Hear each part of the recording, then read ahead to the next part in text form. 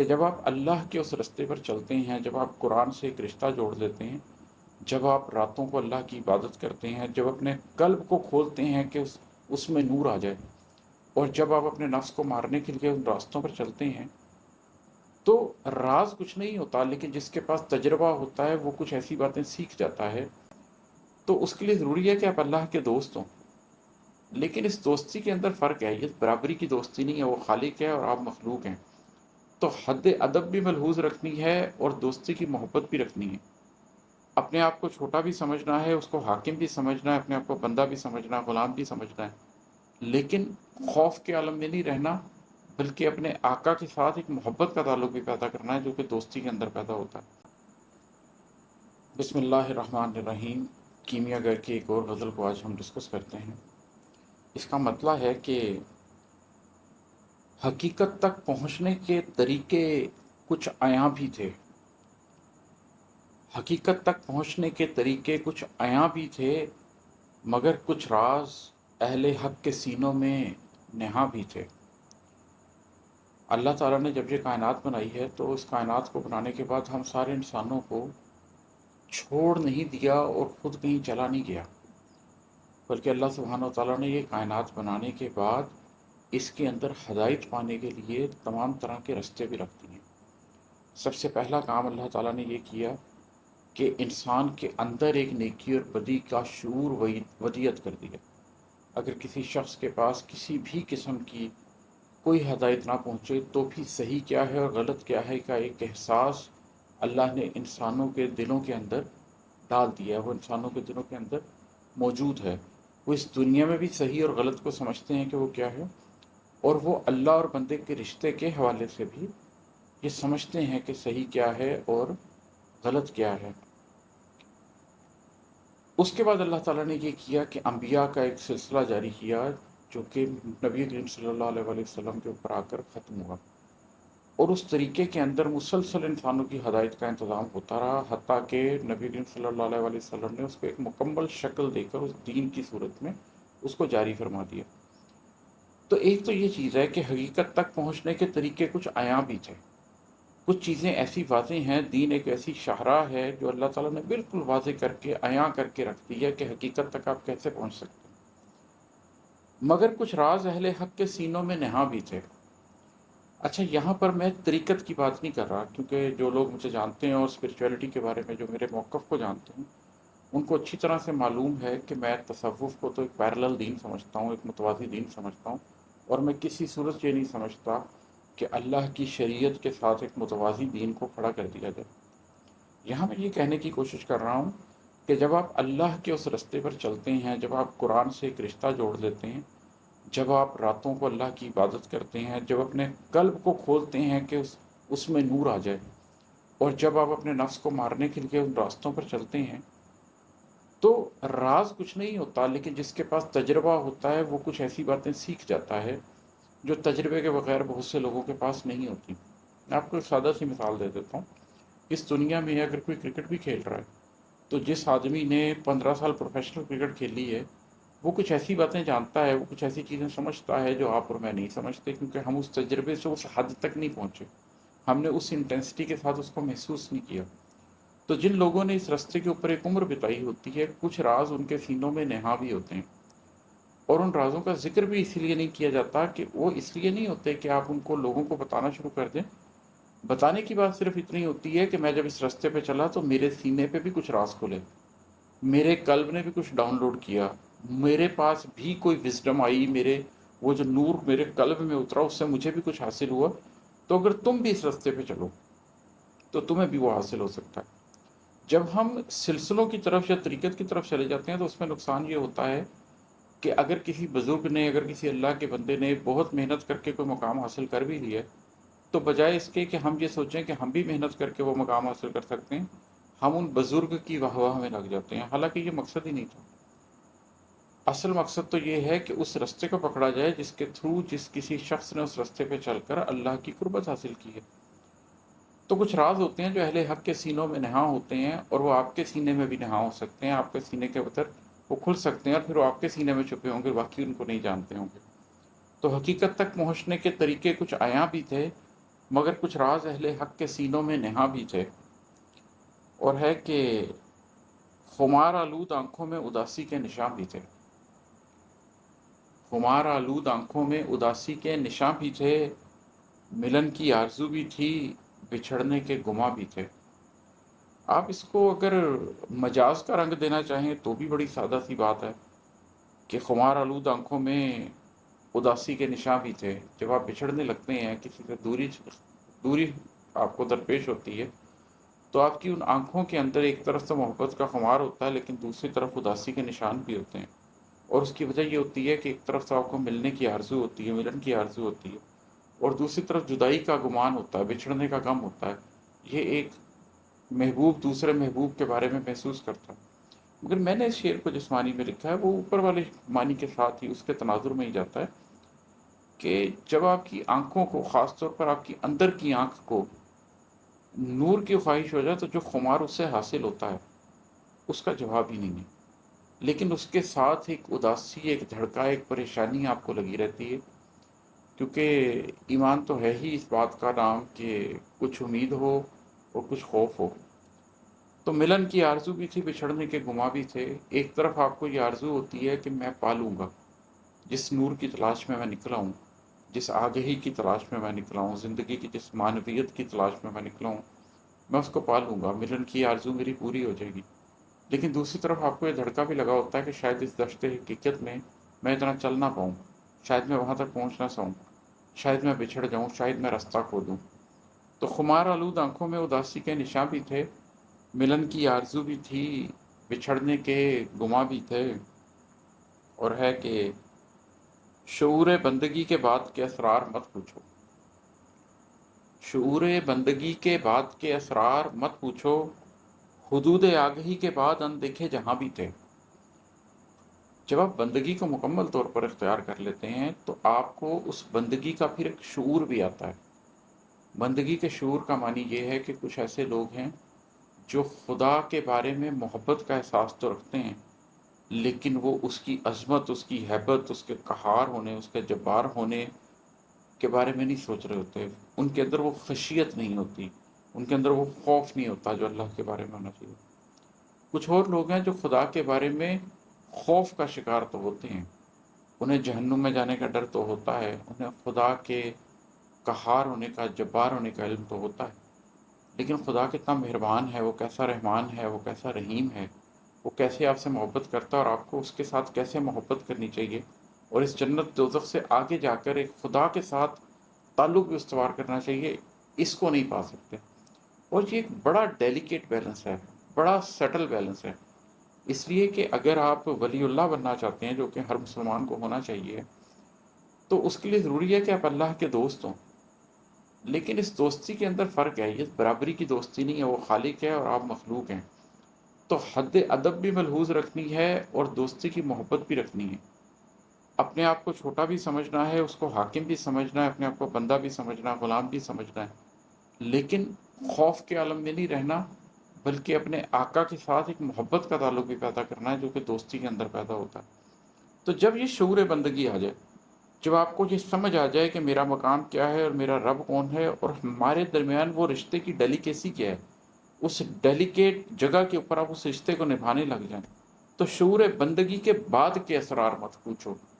اس کے بعد جو اسرار آپ کے اوپر کھلتے ہیں، حدود آگہی کے بعد اندیکھے جہاں بھی تھے، اس کا مطلب ہے کہ شعور بندگی کے بعد سب سے پہلے جو چیز آپ کو حاصل ہوتی ہے وہ شعور آگہی ہے، وہ حدود آگہی ہے، کہ آپ کو معلوم ہوتا ہے کہ آپ کے سکنے کی حدود کیا ہیں، آپ کہاں تک جا سکتے ہیں۔ کیونکہ جو سب سے پہلا علم کسی انسان کو حاصل ہونا چاہیے وہ علم یہ ہے کہ وہ کیا جان سکتا ہے اور کیا نہیں جان سکتا، ہماری حدود علم کیا ہیں، ہماری حدود آگہی کیا ہیں۔ ایتھسٹ بیٹھ کر یہ ڈیبیٹ کر رہے ہوتے ہیں کہ اللہ کو کس نے بنایا، اگر اللہ ٹائم اور اسپیس میں نہیں ہے تو وہ پھر کہاں پر ہے، جب یہ اللہ نہیں تھا تو اس وقت کیا ہوتا تھا۔ ان کو ایک سادہ سی بات سمجھ نہیں آتی کہ کچھ آگہی کی ہماری حدود ہیں، آپ اپنی حدود سے تجاوز کر کے سوال نہیں پوچھ سکتے۔ تو جب آپ کو شعور بندگی حاصل ہوتا ہے تو سب سے پہلے تو آپ کو حدود آگہی معلوم ہوتی ہیں، آپ کو یہ معلوم ہوتا ہے کہ آپ کیا جان سکتے ہیں اور کیا نہیں جان سکتے، آپ کے علم کی حد کیا ہے. There are certain people who know that they don't know. بہت سے لوگوں کو یہ احساس ہی زندگی بھر نہیں ہو سکتا، لیکن جس کو یہ احساس ہو جاتا ہے کہ وہ کتنا جانتا ہے اور کتنا نہیں جانتا، تو وہ جو حدود آگہی اس کو معلوم ہوتے ہیں، تو اس کے بعد اس پر علم کے دروازے کھلتے ہیں. علم کا دروازہ نہیں اس شخص پر کھل سکتا جس کو اپنے علم کی حدود نہیں معلوم. جو اپنے علم کی حدود سے باہر تجاوز کرنا چاہتا ہے وہ مکمل طور پہ علم پا ہی نہیں سکتا، اس کو وہ یکسوئی حاصل نہیں ہوتی، وہ بکھر جاتا ہے. شعور بندگی کے بعد کے اسرار مت پوچھو، حدود آگہی کے بعد اندیکھے جہاں بھی تھے. پھر اس حدود آگہی کے بعد کچھ اندیکھے جہان بھی ہوتے ہیں، کیونکہ اب آپ کو آگہی آ گئی ہوتی ہے اور آپ اپنی حد سے باہر نہیں نکلتے، تو پھر اللہ آپ کے قلب پر کچھ ایسی چیزیں کھول دیتا ہے جو صرف اسی شخص کے اوپر کھل سکتی ہیں جس نے بندگی بھی اختیار کر لی ہو اور اپنی حد کے اندر بھی سمٹ آئے ہو. تو اس کے بعد اللہ آپ کے قلب کے اوپر جو مشیت الہی کے راز کھولتا ہے، جو کن فیکون کے راز کھولتا ہے، جو جیسے آپ جانتے ہیں کہ اللہ نے یہ کائنات کیوں بنائی ہے اور آپ اس کے اسرار کو سمجھنے لگ جاتے ہیں اور آپ راضی برضا ہونا شروع کرتے ہیں. تو یہ اس حوالے سے آپ کو یہ شعر بتا رہا ہے کہ شعور بندگی کے بعد کے اسرار مت پوچھو، حدود آگہی کے بعد اندیکھے جہاں بھی تھے. اور ہے کہ میں ایک نقطہ تھا، ایک مرکز تھا، ایک محور تھا. کیا تھا میں ایک نقطہ تھا، ایک مرکز تھا، ایک محور تھا. کیا تھا میں؟ میرے اندر زماں بھی تھے، میرے اندر مکاں بھی تھے. اب نقطہ کیا ہوتا ہے؟ میری ایک پوری نظم ہے اس بارے میں کہ نقطہ ہوتا کیا ہے. نقطہ وہ اسمال ڈاٹ ہے جو ٹائم اینڈ اسپیس کے فیبرک میں کہیں بھی ایگزسٹ نہیں کرتا. آپ اگر کسی کاغذ کے اوپر ایک نقطہ لگا بھی دیں تو وہ نقطہ آپ کے پین کی موٹائی کی وجہ سے کسی حد تک موٹا ہوگا اور آپ کو نظر آ رہا ہوگا، لیکن اصل میں وہ نقطہ اس کا بھی مرکز ہے. آپ اس مرکز کو کھول کے دیکھیں تو وہ نقطہ اس کا بھی مرکز ہے، آپ اس مرکز کو کھول کے دیکھیں تو وہ نقطہ اس کا بھی مرکز ہے، جو بالکل اس ٹائم اینڈ اسپیس کے فیبرک کے اندر چھوٹے سے چھوٹی اکائی پر آپ پہنچ سکتے ہیں. وہ نقطہ ہے. تو میں ایک نقطہ تھا، ایک مرکز تھا. مرکز بھی وہی ہوتا ہے جو بالکل سینٹرل چیز ہے جس کے ارد گرد سب کچھ پھیلا ہوا ہے. اور محور کیا ہے؟ محور بھی وہی ہے کہ جس کے گرد کوئی چیز گھوم رہی ہے، جو اس کے سینٹر میں ہے. تو میں اپنے آپ سے یہ سوال پوچھ رہا ہوں کہ میں ایک نقطہ تھا، ایک مرکز تھا، ایک محور تھا. کیا تھا میں؟ میرے اندر زماں بھی تھے، میرے اندر مکان بھی تھے. کہ ایک ایسا سمٹ کر میں ایک ایسی چھوٹی چیز ہوں کہ میری کوئی حیثیت ہی نہیں ہے، لیکن وہ اس بے حیثیت نقطہ، وہ بے حیثیت مرکز، وہ بے حیثیت محور جب وہ اپنے ارد گرد کی چیزوں کو سمجھتا ہے اور پھیلتا ہے تو زمان بھی اس کے اندر سما جاتے ہیں اور مکان بھی اس کے اندر سما جاتے ہیں. اللہ نہ آسمانوں میں سماتا ہے نہ زمینوں میں، لیکن وہ قلب مومن کے اندر سما جاتا ہے. اس لیے کہ وہ نقطہ جب پھیلتا ہے، کوس کو وہ میری والدہ کا ایک بڑا مصرع ہے، مجھے یاد آ گیا کہ کتنی وسعت عشق نے چھوٹے سے دل کو بخش دی. کوس کو مرکز ملا تو دائرہ ہونے لگی. جب اس کوس کو مرکز ملتا ہے تو پھر وہ دائرہ بنتا ہے. تو اسی طریقے سے آپ اور میں، ہم ایک نقطہ ہیں، ایک مرکز ہیں، ایک محور ہیں، لیکن اگر ہم اپنے ارد گرد پھیلیں اور اپنے ارد گرد کی دنیا کو سمجھیں اور اس کے بعد ہمارے اندر وہ پھیلاؤ شروع ہو جو اندر سے شروع ہو کے باہر کی طرف جاتا ہے، تو پھر زمان و مکان ہمارے اندر آ جاتے ہیں. پھر ہم زمان و مکان کے اندر نہیں رہتے، بلکہ زمان و مکان ہمارے اندر آ جاتے ہیں، کل ہمارے اندر آ جاتا ہے. تو یہ چیز اگر کسی کے قلب کو حاصل ہو جائے تو کائناتیں اس کے اندر کھل جاتی ہیں. اس عالم صغیر کے اندر عالم کبیر سما جاتا ہے. ایک اور شعر سناتا ہوں کہ سنا ہے ریگزاروں کی طرف تنہا گیا تھا وہ، سنا ہے ریگزاروں کی طرف تنہا گیا تھا وہ، سنا ہے ریت کے اوپر لہو کے کچھ نشاں بھی تھے. یہ جن لوگوں نے اپنے ذات کا سفر کیا ہو نا، کبھی بنباس لیا ہو، وہ اس شعر کو اچھی طرح سمجھ سکتے ہیں. یا جو شخص کبھی زندگی میں تیر کھا کے فزیکلی نکلا ہو بستی سے دور، وہ اس بات کو سمجھ سکتا ہے. جیسے موسیٰ علیہ السلام کے پیچھے جب فرعون کی قوم کے لوگ پڑھے اور انہوں نے مدین کا رخ کہا اور اللہ سے مدین کا رخ کیا اور اللہ سے دعا کی، عسیٰ ربی ان یہدینی سواء السبیل، امید ہے میرا رب مجھے سیدھا راستہ دکھائے گا. اور اس کے بعد انہوں نے ایک بڑا بیابان پار کیا، اس بڑے بیابان کو پار کیا، تفاسیر میں لکھا ہوا ہے کہ رستے میں سبزیاں کھاتے ہوئے، گھاس پھوس کھاتے ہوئے کسی طریقے سے عبور کر کے گئے، تو جب کوئی شخص ریگزاروں کی طرف تنہا گیا ہو اور آپ کو ریت کے اوپر لہو کے کچھ نشان بھی نظر آ رہے ہیں، جس سے پتہ چلتا ہو کہ زخمی بھی تھا وہ انسان، زخم خوردہ انسان اکیلا ریگزاروں کی طرف نکل گیا، ایسا کیا ہوا کہ اسے ریگزاروں کی طرف جانا پڑا؟ اور یہی آپ کے اندر کے سفر میں بھی ہوتا ہے کہ آپ کرچی کرچی ہو گئے ہوتے ہیں، لہو لہو ہو چکے ہوتے ہیں، لیکن آپ پھر ایک ریگزار کی طرف نکل جاتے ہیں، اگرچہ لہو کے نشان صاف نظر آ رہے ہوتے ہیں۔ یہ جو تلاش ہے اس شخص کی جو زخمی حالت میں کسی طرح اپنے آپ کو کھینچتا ہوا بیابانوں میں لے جاتا ہے، اس کے اندر کیا تڑپ ہوتی ہے، کیا کسک ہوتی ہے، کیا تلاش ہوتی ہے جو اس کو اس حالت میں مجبور کرتی ہے کہ وہ دشت کا سفر کرے۔ اس حوالے سے شعر ہے کہ سنا ہے ریگزاروں کی طرف تنہا گیا تھا وہ، سنا ہے ریت کے اوپر لہو کے کچھ نشاں بھی تھے۔ اور ہے کہ یہ ذرا مختلف شعر ہے، تیری بھیگی ہوئی پلکوں میں ماضی کی کسک بھی تھی، تیری بھیگی ہوئی پلکوں میں ماضی کی کسک بھی تھی، میری خاموش آنکھوں میں اداسی کے بیاں بھی تھے۔ میں اکثر جب غزل کہہ رہا ہوتا ہوں تو بیچ میں کہیں نہ کہیں جو انسان کے ذات کے دکھ ہیں ان کا بھی ذکر آ جاتا ہے، چاہے آپ نظریاتی بات بھی کر رہے ہو۔ یہ بھی ایک ویسا ہی شعر ہے کہ ہم گوشت پوست کے بنے ہوئے انسان ہیں، تھک بھی جاتے ہیں، بالوں میں چاندی بھی آ جاتی ہے، چہرے پہ جھریاں بھی آ جاتی ہیں، ماتھے پہ بل بھی آ جاتے ہیں۔ کبھی پلٹ کے دیکھتے ہیں تو انسان کو پتہ لگتا ہے کہ کیسے 10-15 برس کے اندر زندگی گزر گئی، کیسے محبت کرنے والے لوگ پیچھے رہ گئے، کیسے زندگی کی کون کون سی راہیں چھوڑ کر آپ کس طرف نکل گئے۔ پھر آپ کی کسی سے ملاقات ہوتی ہے اور آپ دیکھتے ہیں کہ کیسے اس شخص کو بھی وقت کھا گیا اور آپ کو بھی وقت کھا گیا، تو پھر ایک تکلیف تو ہوتی ہے، وہ دوسرے کی آنکھ میں بھی نظر آتی ہے اور آپ کی اپنی ذات میں بھی نظر آتی ہے۔ تو اس حوالے سے یہ شعر ہے، تیری بھیگی ہوئی پلکوں میں ماضی کی کسک بھی تھی۔ انسان کی بھیگی ہوئی پلکوں میں آ جاتی ہے نا ماضی کی کسک، ماضی یاد آتا ہے تو ایک تکلیف پیدا ہوتی ہے۔ تیری بھیگی ہوئی پلکوں میں ماضی کی کسک بھی تھی، میری خاموش آنکھوں میں اداسی کے بیاں بھی تھے۔ میری آنکھیں تو خاموش تھیں، وہ تو بھیگی ہوئی نہیں تھیں، لیکن ان کے اندر بھی اداسی صاف نظر آ رہی تھی۔ جو انسان کی زندگی گزارنے کی ایک اداسی ہے وہ تو ہوتی ہے، مقصدیت پا لینے سے آپ اس کو کم کر لیتے ہیں، مقصدیت پا لینے سے آپ بڑی منزل کے مسافر بن جاتے ہیں، پھر آپ ان چھوٹی منزلوں کو خاطر خواہ اہمیت نہیں دیتے۔ لیکن کبھی تو لمحہ آتا ہے جب انسان کے اوپر یہ غم غالب آ جاتا ہے کہ زندگی کیسے اس کے ہاتھ سے ریت کی طرح نکل گئی۔ تیری بھیگی ہوئی پلکوں میں ماضی کی کسک بھی تھی، میری خاموش آنکھوں میں اداسی کے بیاں بھی تھے۔ اور ہے کہ علوم ظاہری اور باطنی دونوں کے رکھوالے، علوم ظاہری اور باطنی دونوں کے رکھوالے، جنو والے یہاں بھی تھے، خرد والے وہاں بھی تھے۔ جو علوم ظاہری ہیں ان کے اندر ویسٹ بہت آگے نکل گیا، ویسٹرن سویلائزیشن، مغربی فکر بہت آگے نکل گئی، علوم ظاہر کے وہ رکھوالے ہیں۔ لیکن ایک علم باطن بھی ہوتا ہے، اور علم باطن جو ہے وہ مشرق میں رہ گیا، وہ مشرقی تہذیب کے پاس ہے، اور علم باطن کی جو رکھوالی کر رہے ہیں وہ مشرقی تہذیب کے لوگ کر رہے ہیں۔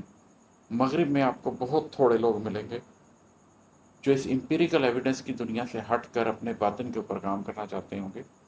زیادہ سے زیادہ وہ سائیکالوجی کی حد تک چلے جائیں گے، لیکن اسپرچویلٹی کی حد تک جاتے ہوئے بہت کم لوگ ہیں۔ وہ بنیادی طور پر علوم ظاہر کے رکھوالے ہیں، اور ہم بنیادی طور پر علوم باطن کے رکھوالے ہیں۔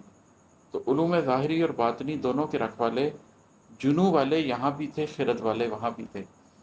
مشرق میں کچھ ایسے جنو والے ہیں، کچھ ایسے اہل جنو ہیں جو باطن کی رکھوالی کر رہے ہیں، ابھی تک کر رہے ہیں، اور مغرب میں بہت سے ایسے خرد والے ہیں، عقل والے ہیں، ریشنلٹی والے ہیں جو علوم ظاہر کی مکمل طور پہ رکھوالی کر رہے ہیں۔ انتظار اس مرد کا ہے جو خضر کی آنکھ رکھتا ہو، اور علوم ظاہر کو بھی سمجھتا ہو اور علوم باطن کو بھی سمجھتا ہو، اور دریائے علم باطن اور دریائے علم ظاہر کے سنگم پر ایک چٹان کے اوپر بیٹھا ہو اور دنیا کی حقیقت کو جانتا ہو، معاش کی، سماج کی، انسان کی حقیقت کو جانتا ہو۔ مجھے بھی ایسے ہی لوگوں کی تلاش ہے کہ کاش کچھ ایسے لوگ اکٹھے ہوں جو علوم ظاہر اور علوم باطن دونوں کے رکھوالے ہوں۔ کچھ خرد والے ادھر بیٹھے ہیں، کچھ جنو والے ادھر بیٹھے ہیں، کچھ وہاں علوم ظاہر کی حفاظت کر رہے ہیں، کچھ یہاں علوم باطن کی حفاظت کر رہے ہیں۔ ان کے سنگم پہ بیٹھے ہوئے لوگ نہیں ملتے، ان کی تلاش ہے۔ اور مقطع ہے آخر میں کہ اگرچہ کہہ رہا تھا تو کہ بس سچ جھوٹ لکھا ہے، اگرچہ کہہ رہا تھا تو کہ بس سچ جھوٹ لکھا ہے، عماد احمد تیری تصنیف میں سود و زیاں بھی تھے۔ یہ اس پوری غزل میں آپ نے دیکھ ہی لیا ہے کہ ایک شعر میں نے ذرا فرق بھی آپ کو سنایا ہے، تیری بھیگی ہوئی پلکوں میں بازی کی کسک بھی تھی، میری خاموش آنکھوں میں اداسی کے بیاں بھی تھے۔ یہ آخری شعر اسی حقیقت کی طرف اشارہ کر رہا ہے کہ عماد احمد اگرچہ تم کہتے تو یہی ہو کہ میں صرف سچ جھوٹ لکھتا ہوں، میں صرف نظریے کی بات کرتا ہوں، مگر ہاں کہیں کہیں سود و زیاں کا ذکر بھی ہوتا ہے، کہیں کہیں تمہاری ذات پہ جو بیتا ہے اس کی تکلیف، انسانی تکلیف وہ بھی آ ہی جاتی ہے، کہ بہرحال آپ انسان ہیں تو آپ کی ذات کی تکلیف کہیں اونچ کے آئی جاتی ہے اور نظر آنے لگ ہی جاتی ہے۔ اگرچہ کہہ رہا تھا تو کہ بس سچ جھوٹ لکھا ہے، عماد احمد تیری تصنیف میں سود و زیاں بھی تھے۔ بہت شکریہ، السلام علیکم۔